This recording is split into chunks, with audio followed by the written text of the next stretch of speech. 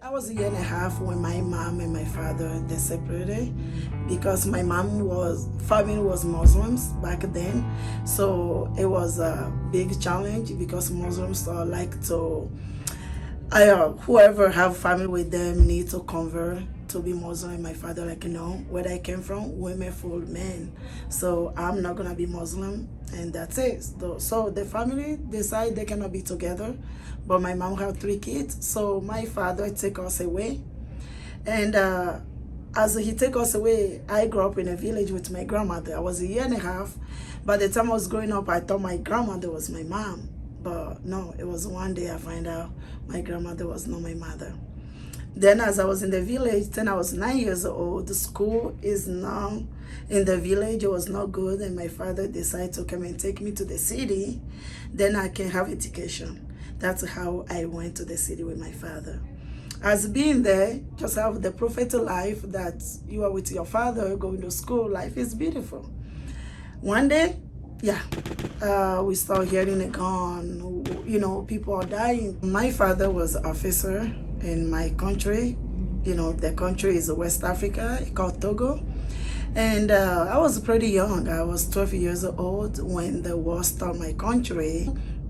Then my father said, the job I do is not safe. And what's going on right now, one day I will not come back home. When you guys don't see me for 2-3 days, that's it. Maybe I'm dead or maybe I'm gone. You guys have to find your way out from the city to your grandma in the village. He cannot take us away to him because it's very dangerous that when they see him with his family, they know that he's running away, they will kill him and his family. As he's saying that, being 12 years old, it's like, what you talking about, Dad? The same time, you don't understand what he really saying. The same time, you scared because you hear what's going on. You know that people are dying. You know that. It's a fear that your father will tell you one day, you might not see me, then find your own way in this world. It's scary. True, that day came along. We wake up one day, our father is nowhere to be found. He do not come back home. And my stepmom, she's like, oh, the day is here. We gotta get out. We gotta get out. It was not easy. I can remember it very clearly. My stepmom, she will send us out one by one because Africa, they have like marketplace. It's not like a store we go to go buy food. It's like a big old marketing. So I remember my stepmom tell me that, okay, you remember this lady that we buy Gary from? That lady, when I tell you to go, you crawl, you do whatever you do and reach to that market and hide under that table. If I make it there, I'll see you. But if you don't see me, it get dark, keep running. That means I do not make it to you. That means I'm dead. So, for true, my stepmom sent my older sister. She was crying, she was scary, but she had to do what they told her to do. She took off. She did exactly what my stepmom tell her. And she left, and I was there with my stepmom. For like a little while, my stepmom tell me, you gotta go too. Because she said she want to make sure when she took that road, she doesn't see our dead body on the road though. Because she don't want to go first, then we don't make it, she didn't know where we died. At least when she took that road, if we die, at least she will see that last body on the floor before she can pass by. It just give you flash and every hit. I feel like I'm living that right now. Oh. You also have a daughter that age now. Can you imagine sending Kati? Oh, you know what? No. I think I'll die before she even take off because my heart open it so hard that I might just pass her before she even walk away from me. Ooh. Okay. Take a minute.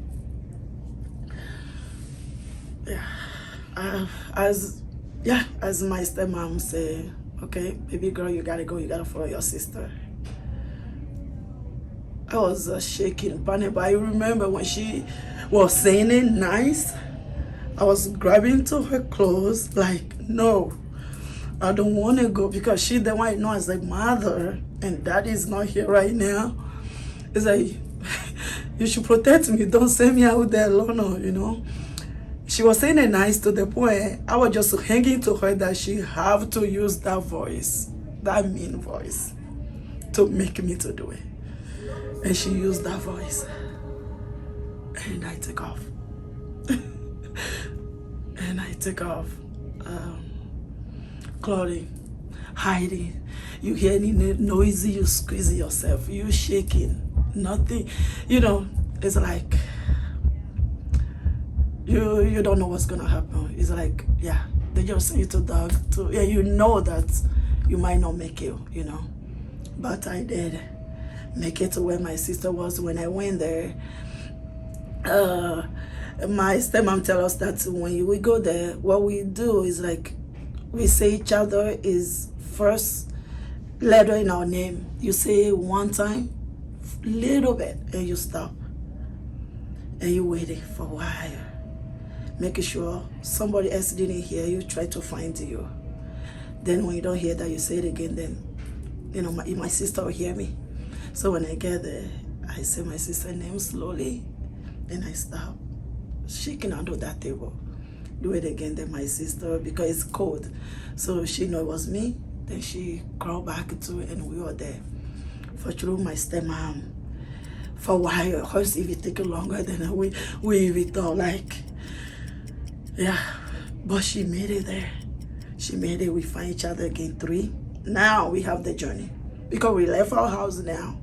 Now we have the journey to where we are going. To even make it to the village is not easy. Yeah, we have to go. No, I mean, you cannot stand in anywhere. You cannot stand anywhere. You have to keep going. Sometimes I'm like, I'm still in this life. How? I'm still here. I get bit by a snake. And I start screaming. My leg was burning. You feeling that heat. Screaming, my stomach keep pulling me. My sister is in the front and it's a pain. We are going to the point my leg getting swallowed. Like my leg is getting swallowed, like it's getting heavy. And my stepmom, she's like, no, I'm not leaving you here. And we keep going. Then before we know, we went and met some family members too, also running. Then there was this guy with his wife, they're from another village. And then the guy like, oh my gosh, this is not fun. And the guy also started helping me with my stepmom.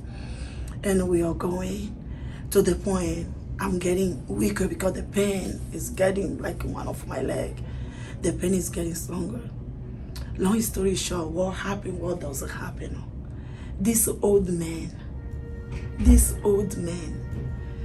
show out of nowhere, nobody know, and saw me. And my stepmom is here and everything. The man, he said to my stepmom, oh my God, this little girl don't make it, but I'm here to help. I want to help. So she said the guy took me. First thing he said, he tell them to tear the clothes and tie my leg. Then the man, he just took a tree. He tear the tree. Then he starts scrubbing. You know, like he put one on my leg for the blood to go. My stepmom didn't know what to do. So the man started carrying me to let that blood to flow out. And the man carry me, help me. We reach to some village. What he do, what he doesn't do, we can't really explain that part. He find a way to help my womb, for me to feel myself back for a little while. And one day, I think my stepmom said we were there for like at least 3 to 4 days in that village. And one day they said the man, he will go in the bush and just find leaf. That's the medicine he was using, leaf. He will squeeze and scrubbing and he will bite on my leg and tie. And that's how the man saved my life. One day, the man left, he never came back. That's how my stepmom continued the journey with us, all the way till we make it to our village, the village that I grew up in. When we make it there, yeah, a lot of people are gone too. But my grandmother She never left. She's like, if I don't see my babies, I will not leave this village. She was there. And we get there and she saw me. She took me, tried to do anything. No hospital, no any medicine. Everything's leaves. My grandma would go in the bushes and find leaf and cocaine for me to drink. The wound.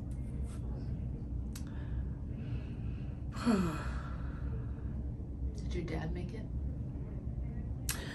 We asked Grandma, do you see Dad? That moment, she said she saw Dad. That's it. She's like, I saw your dad. But she cannot give us any more than that. I was there for a while. Then my grandma said, you guys have to leave. She's not going to leave till she see all her kids. She is here to stay. She might die here, but it's okay. But she want to make sure she see all her grandchildren make it. So that moment, grandma said, tell my stepmom, say, okay, you guys have to cross another country. And that crossing another country is not car anything. We have to walk again all the way to somewhere. Then we cross through the boat, through water to Benin. So that's how we left. And we crossed through Benin. When we get there, we went to refugee camp. My stepmom started looking for my dad. You know, it's not something that you really say the name loud. When you see someone that you know or someone that you see how they're doing, you easily go to them and say, please, do you see this person?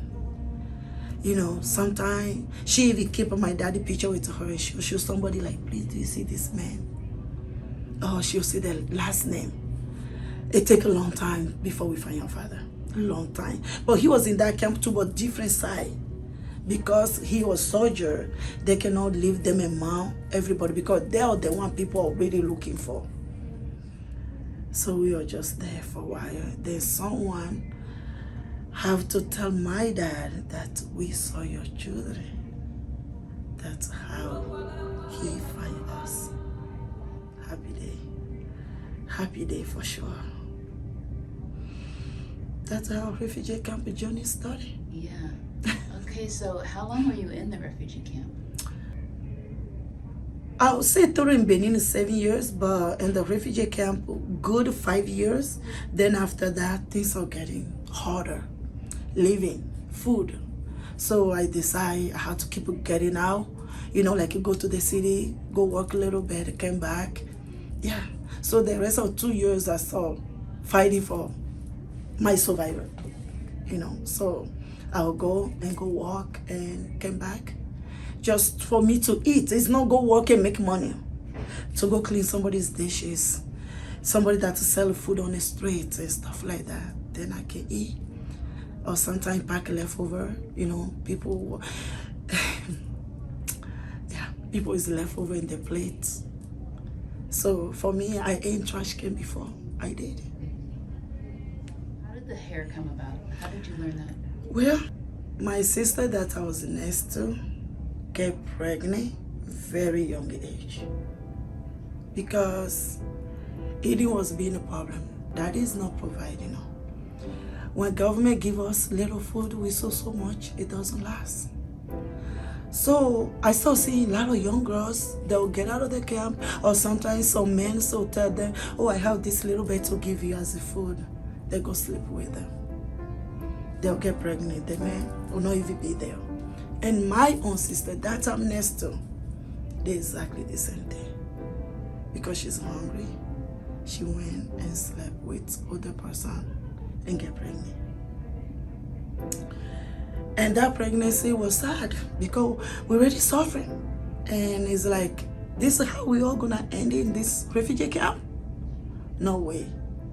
I'm not gonna end it like this. No. That's how I decide. I want to learn something. I want to learn with my 2 hands how to do something. Become better of me. I might not make big money, but I know somebody will come and sit down that I can do something for, and they'll give me something little bit that I can eat with that day. And as I was thinking this, I'm not even thinking that moment. I'm thinking my whole future. Because I know in Africa, sometimes men will get you pregnant. That's it. You became the wife in the house. That's where you stay. No birth control, anything. You just making baby like a cat. They control you. They feed you when they want to. So I'm like, no. I want to learn to do something. Even men give me or not, I want to learn how to do something. That's how I decided to start learning how to braid hair. So where do you go to learn that? So when I started, I would just call the little kids around because I see older people will be doing their own kids' hair in the refugee camp. Like when they're bored, when they're hungry, they put the kids to sit down between their legs and they start doing the hair. So I start focusing on that. Then as I'm seeing what they're doing, sometimes I'll call the little kids around and I'll tell them, come. Instead of we playing, I want to do the hair. So that's how I start doing hair little by little. And I'm like, okay. It's getting prettier. I'm getting better out of it. Then I start doing my own sister's hair. And as the years going by, I'm like, you know what? I want to go to the school for this. I really want to do this as a professional. No mom, no dad, nobody to put me in hair school. I remember I would walk by and I would see salons. And I just walked to this lady's salon. I guess this whole brave thing is in me for the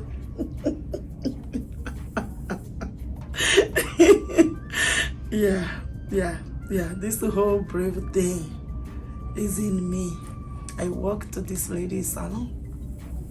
And I know well that she will be like, please move out of my salon. I know well. Because people like that, parents have to take you there, pay money. Have you see, like, I bring my daughter to learn from you. I know the way I see the lady, the way she dressed, the way she's sitting in her salon, she'll send me away, like, in a second. But I walk to her. And I say, ma'am. I say, hi, ma'am. With a polite voice. Yeah. And I say, please, I'm from Togo. I don't have anybody in this country. I'm living in a refugee camp. I don't have life. She came and see me, I'm dirty. But please, I want to learn how to braid. I want to give myself something better than what I'm seeing. I want to be like you one day. I remember I told the lady like that. As I was talking to her, what I thought she would do to me, she was just looking at me, like speechless. She was not even answering me.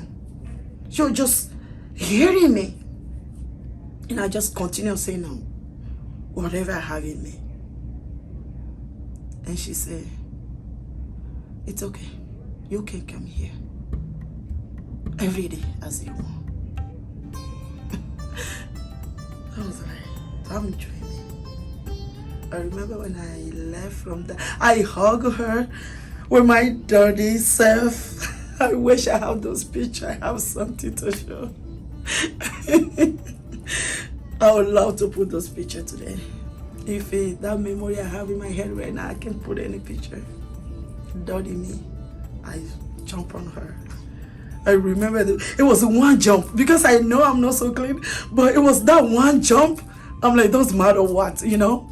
I jump on her, then I take myself back and I just run.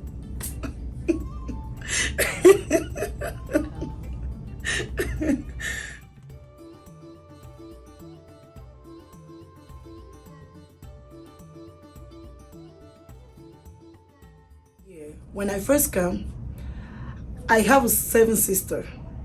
I'll braid their hair. Like I always do, I'll bring them, I'm like, come and sit down. That's just something, when I'm sad, when I'm happy, I want to braid the hair. So I'll grab my sisters and I'll do the hair. So when they're going out there, Winkle, school, stores, people see them. In Idaho, you don't see that. So people see them and they're like, whoa, you have beautiful hair. Who did your hair? They'll be my sister. Just like that.